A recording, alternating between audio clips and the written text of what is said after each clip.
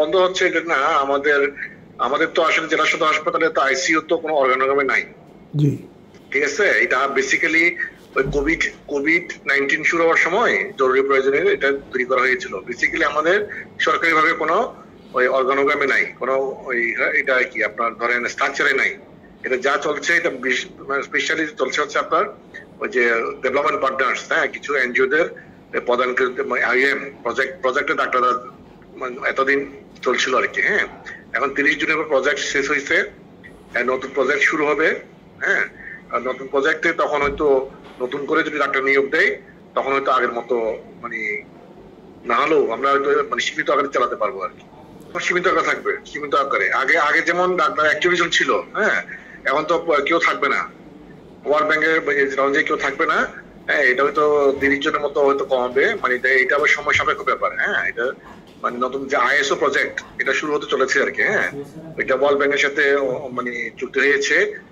এটা হয়তো মানে রিক্রুটমেন্ট প্রসেস শুরু হতে আরো 5-2 সময় লাগবে আর কি। ইন দ্য মিন টাইম যারা আগে নিয়োগ পেয়েছিল, হ্যাঁ, আইএম থেকে, তাদের তাদের আবার চুক্তি শেষ 30 জুনের পরে।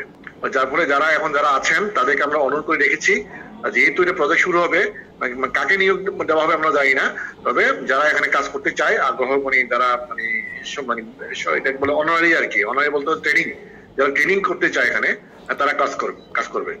আর সরকারিভাবে আমাদের একজন কনসালটেন্ট আছেন ক্রিটিক্যাল কেয়ার মেডিসিনে, তাকে আমরা রাখবো আর কি আপাতত। হ্যাঁ, এখানে আগে ছিল হয়তো 10টা বেড, এখন যেহেতু মেইন পাওয়ার একজনও থাকবে না, আমরা এই জোড়াতালি দিয়ে হয়তো 4-5টা বেড আমরা রাখবো আর কি।